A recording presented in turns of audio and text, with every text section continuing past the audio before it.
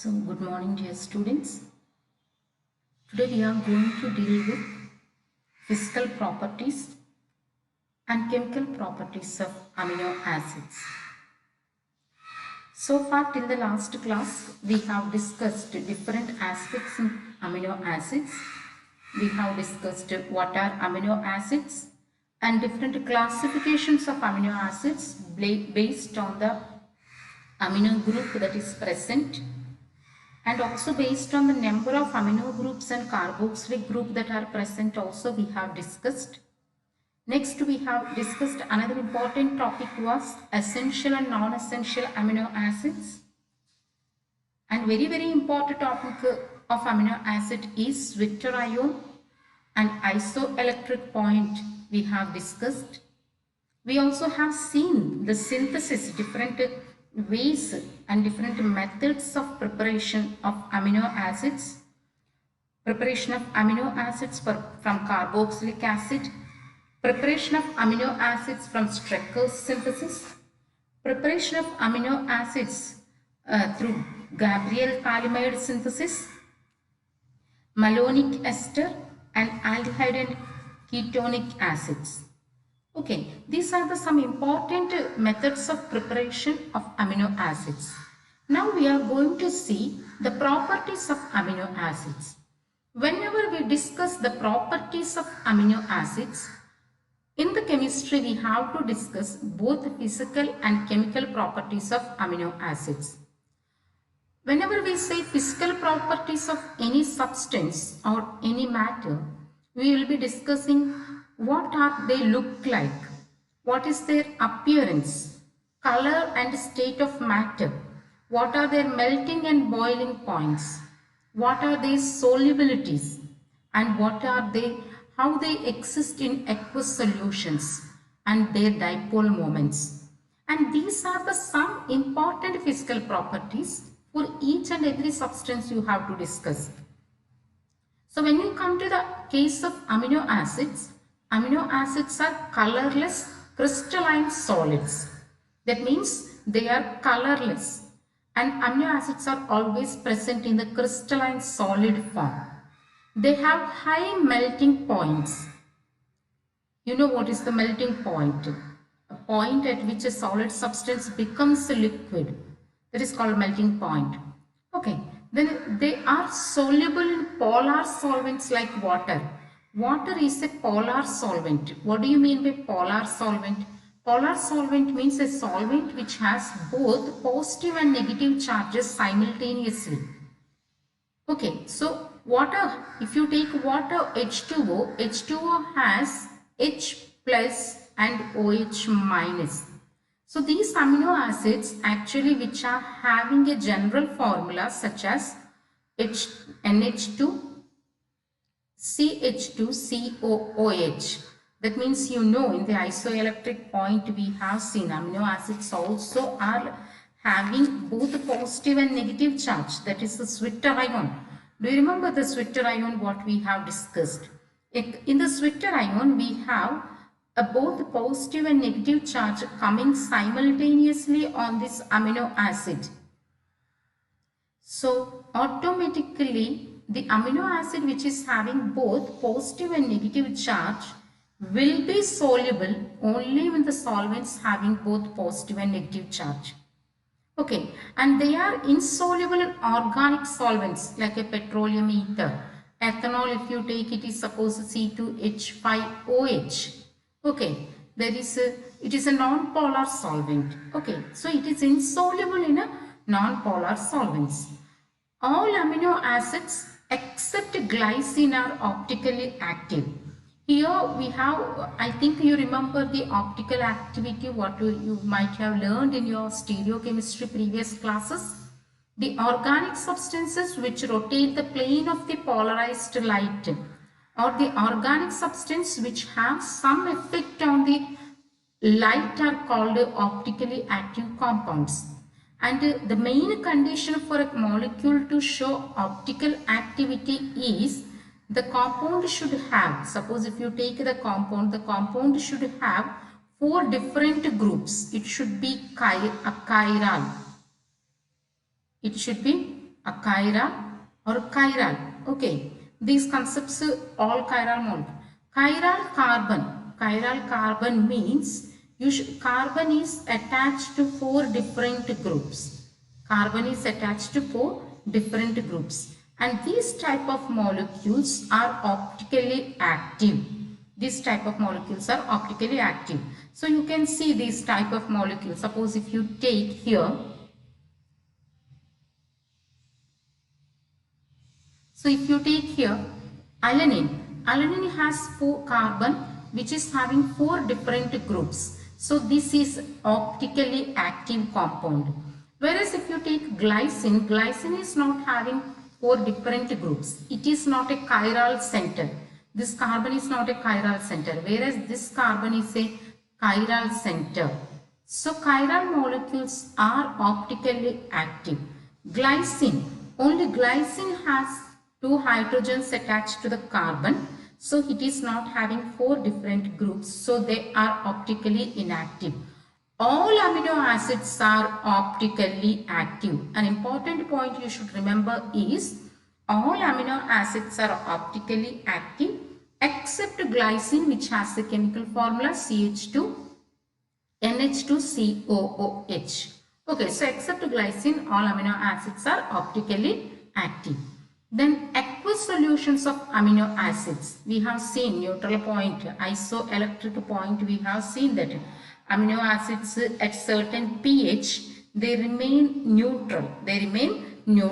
Okay, that's why that is called they are neutral. In aqueous solution, amino acids are neutral and they form a sweater ion. In previous classes we have discussed this point. And the dipole moments of the amino acids are very high. Okay, these are the some physical properties which we have discussed. Now we will go for chemical properties. Okay, now what are the chemical properties? What we need to discuss is here.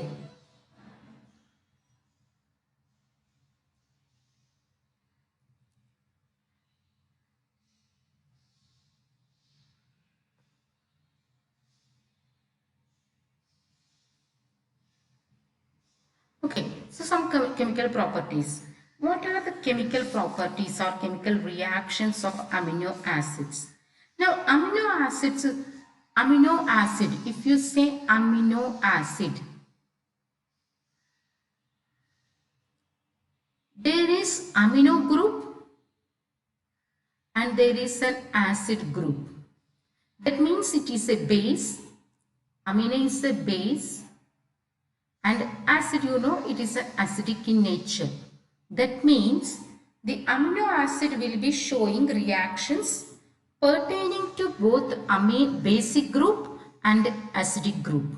So, amino acids, when you study here, you will be studying two types of reactions. Suppose if you take a general amino acid, okay, NH2, CH2, glycine, if you take COOH, it is an acidic group.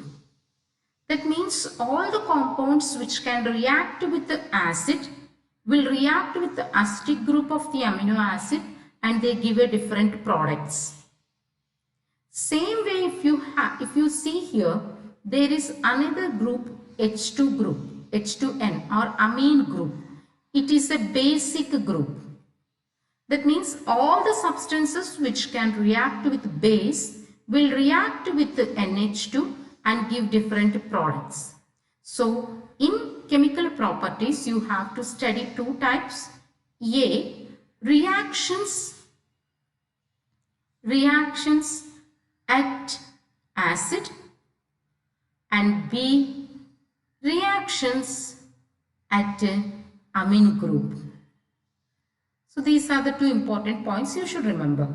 Okay, so now we will be seeing reaction due to carboxylic group. So first reaction, suppose if you see a reaction at COOH, this acid, if they are reacting with the base, that means the reaction with the base. Base means alkali. Alkali means which is having OH. The best example for a base is NaOH. So if you have a general amino acids NH2, Cr, okay, that can be any group, CHR, CHR, COOH. You are reacting it with a base NaOH. So what you get? An acid plus base, you get a salt. You get a salt. So, one moment.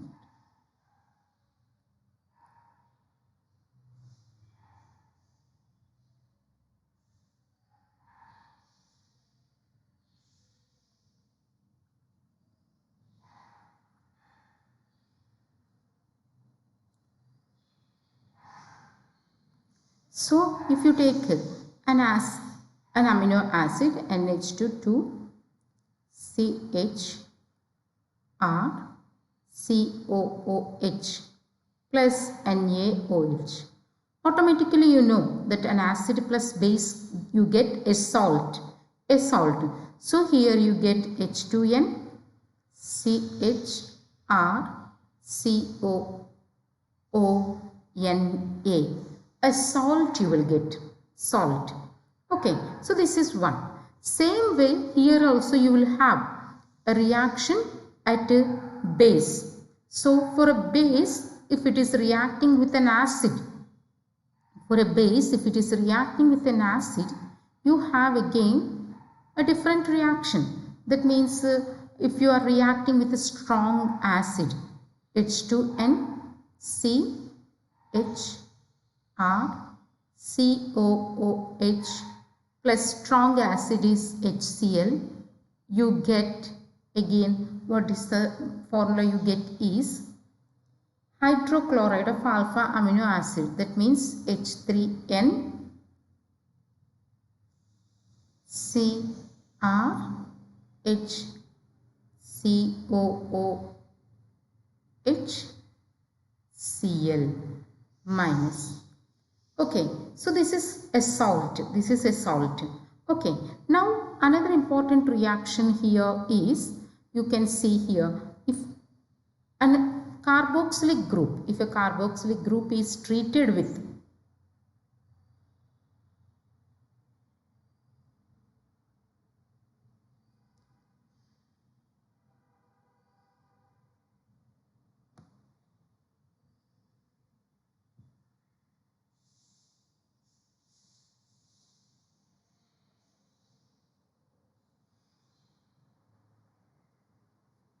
okay.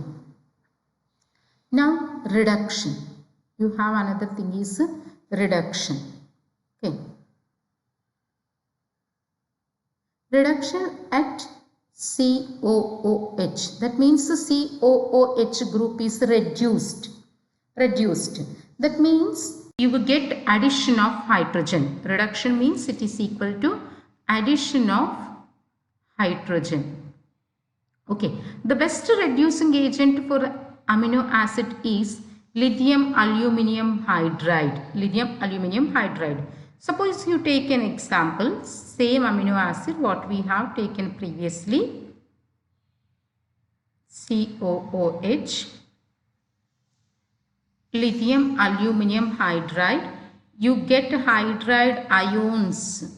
Lithium aluminium hydride provides hydride ions. So you get a compound where acid group is reduced. If an acid is reduced, you get an alcohol. Acid is reduced, it becomes an alcohol. Okay, acid reduced to give alcohol. Okay, amino alcohol. It is called amino alcohol. Okay, this is it. Now another important reaction is decarboxylation. That means COOH group CO2 can be eliminated. Decarboxylation. That means carboxyl group CO2 can be eliminated. How you treat this?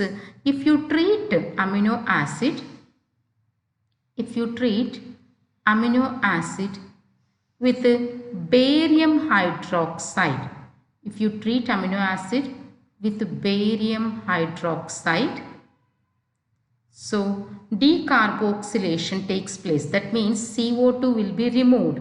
CO2 will be removed. So how do you get addition of hydrogen? Addition of hydrogen. This is completely, this group will be removed. This group will be completely removed and you get H2N CH2R. Okay, this is amine. You get amine. Okay, this reaction mechanism is there, but mechanism I am not showing to you this because for you it is not needed. So decarboxylation means a removal of carbon dioxide. Removal of carbon dioxide. You get amine plus water plus barium carbonate. Barium carbonate. Okay. Another important reaction is reaction with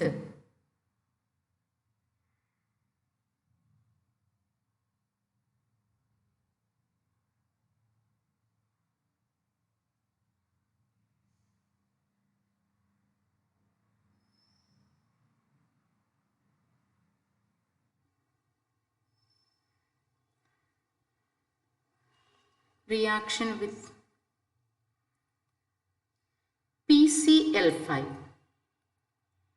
Another important reaction.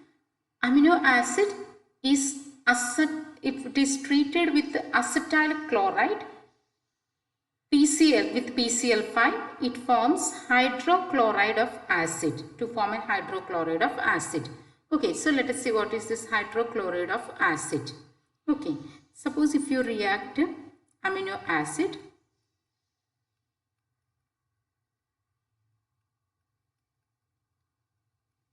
plus PCl5,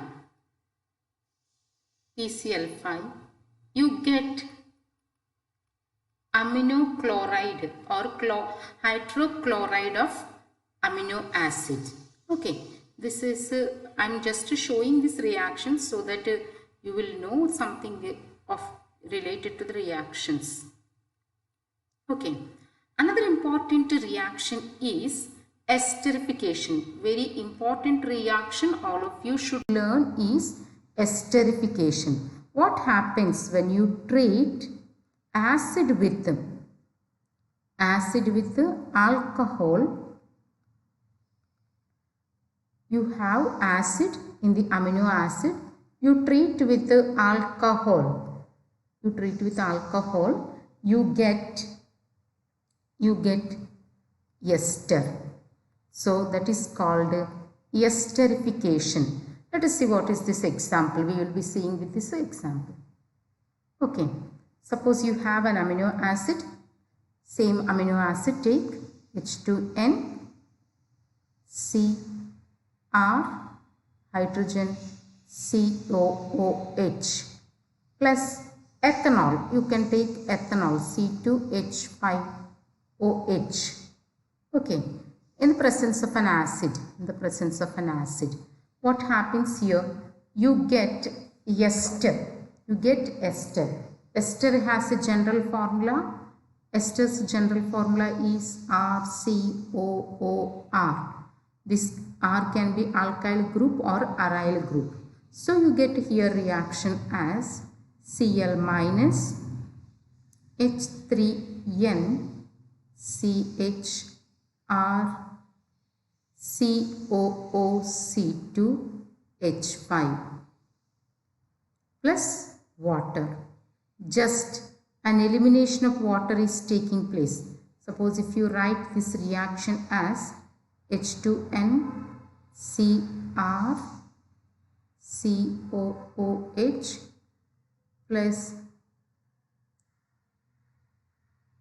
okay, just elimination of water is taking place and you get this compound, and since it is a presence of an acid, you get Cl minus and H2O. Okay, so this is an ester. This is an R group. You have COO, and you have C2H5 again another R group. So this is called esterification. These are some important reactions regarding the reactions at acid group. Okay, so this you should learn in your classes. Now let me discuss again reactions with the base in the next video. I will discuss these reactions with the base for the next video. Thank you.